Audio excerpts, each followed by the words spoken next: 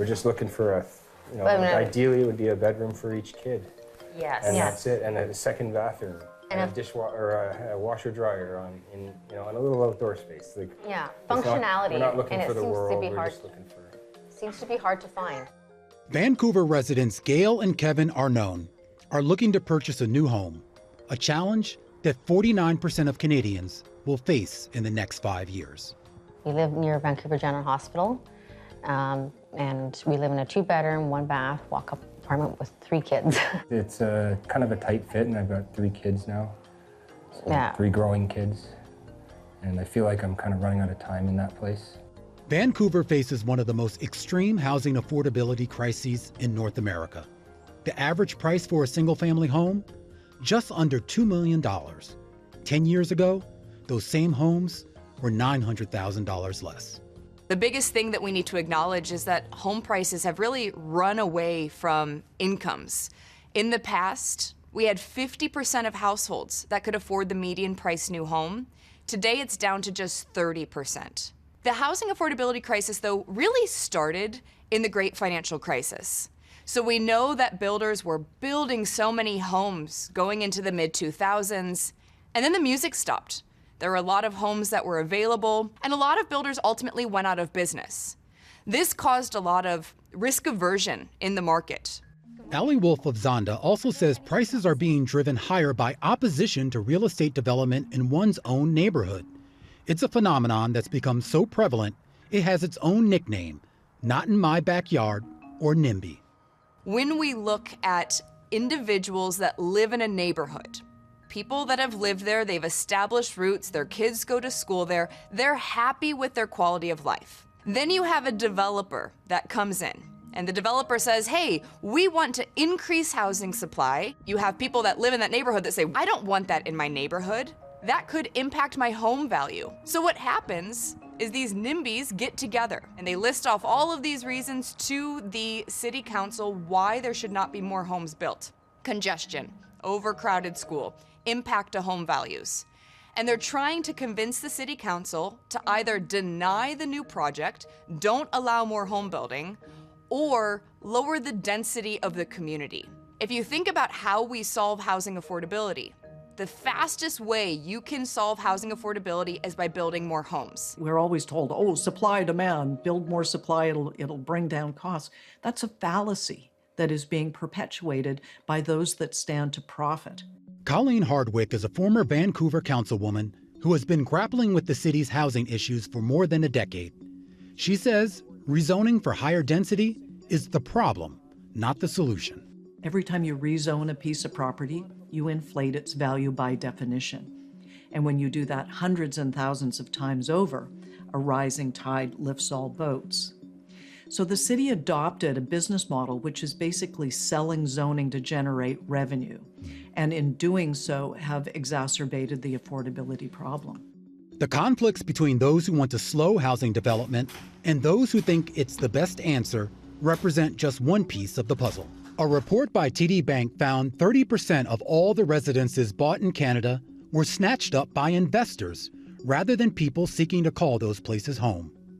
In the U.S., that number is 14.8%.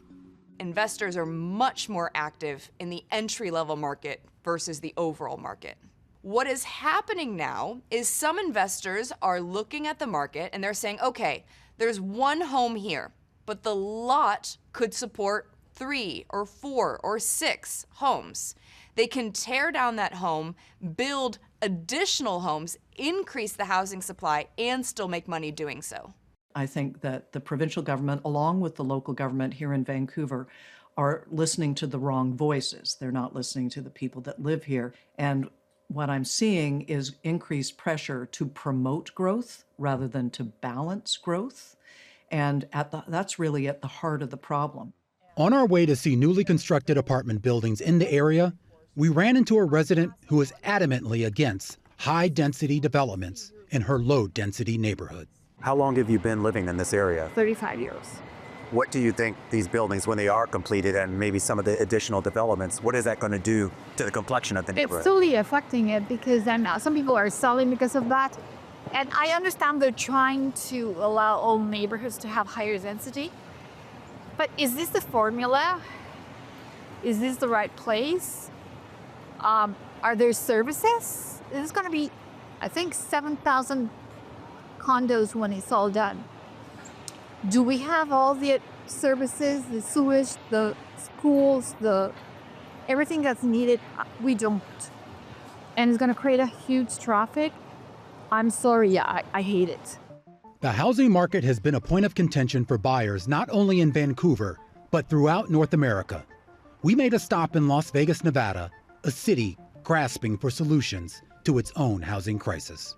Commissioner Justin Jones is helping to sponsor a state-led project in Clark County, aiming to build affordable single-family homes, a solution he and his allies hope will combat the crisis. There's been a tremendous interest in Southern Nevada. You have people who are moving from the northwest part of the country to come to a sunnier area, to come to a place where a lot of people saw a lot of promise. And then you also have people flocking from California because of the cost of living there. And then we also have a land availability issue. The land behind me, it may not look like much. Gravel, tumbleweeds, about 20 acres of it. It's a far cry from the glitz and glamour that you'll find on the Las Vegas Strip, which is really just about a 15 to 20 minute drive from where we are right now. But this is going to be the cornerstone of a huge affordable housing push in Clark County, Nevada. The project you're working on now kind of stems from a legislation passed back in 1998, which effectively allowed the Bureau of Land Management to start releasing some of these acres as they see fit, of course. The amount of acres that they originally promised, that all hasn't been released yet, has it?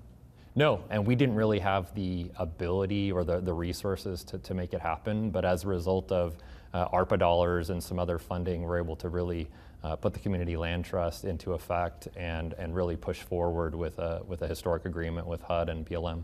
Once these are built, we're talking roughly 200 homes, is that correct? Yep, 210 homes. These will be folks who are in 80% of adjusted median income, so that's between roughly $60,000 to $80,000 of income. And as you can imagine, those are going to be folks who really are teachers, firefighters, nurses, people that you would expect to see in those neighborhoods anyways, and really can benefit from this type of a program. There's a lot of work that needs to be done in identifying redevelopment areas. What do both of these cities have in common? A disconnect between buyer demand and builder supply, exacerbated by a stalemate between homeowners and home seekers. Tom Shapiro is the founder of GTIS Partners, a global real estate investment firm. One of the issues right now is how few existing homes are on the market. So last year there were 1 million existing homes on the market. This year there's 1.3 million. The normal market is 2.25 million. We haven't had this few homes, existing homes on the market in 30 years when we had 80 million less people. So why is that? 75% of the population who own homes have mortgages under 5%. Today, a mortgage is close to 7%. So if you are, let's say, in Dallas and you have a $400,000 or $500,000 home, you have a $500,000 home and you want to trade up to a $600,000 home, you'd say that could cost 20% more. Well, no. It actually probably costs almost double because you're now trading out of your 4% mortgage for a 7% mortgage. The strongest segments where builders will have the most success is with the higher price points. Wealthier individuals are not as impacted and not as sensitive to what happens with home prices and interest rates. They have wealth that they can tap. The entry-level buyers, or the more cost-conscious buyers, are the ones that have pulled back from the market the most. But if you look at the overall size, the sheer size of those cost-conscious shoppers, it's huge.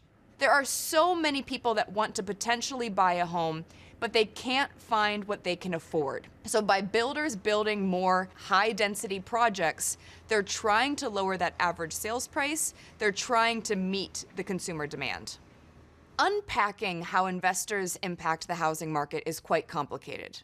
Because if you look at the overall share of how many homes investors own, it's only in the single digits in terms of a percent of our overall housing stock.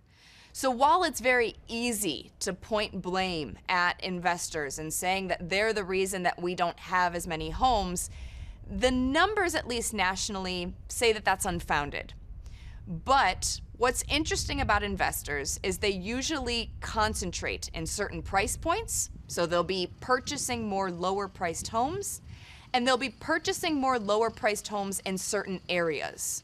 So in parts of the Southeast, parts of the Southwest, parts of the Midwest, you could say that investors are at least partially to blame for the housing imbalance, for the housing supply crisis, for the housing affordability crisis.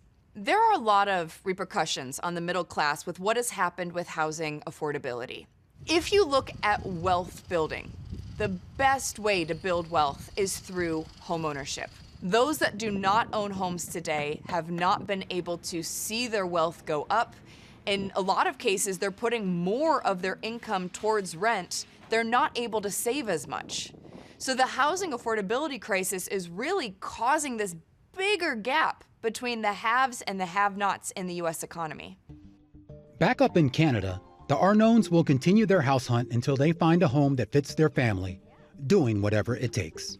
Part of the problem is we want to stay in Vancouver, and the prices in Vancouver have gone so through the roof that we have to go deeply into debt in order to do that. We're really just asking for not much, really, just to move up to a little bit more. I'm surprised it's gone this far. No, Still, to this day. I'm not. Absolutely. Yeah. No. I mean, I at least expected someone to step in and make a difference about it. Whether it could be a politician or some active group that's working on it, but it hasn't happened. Nothing's been done. The government's let it go and go and go until it's to the point of No a breaking return? point.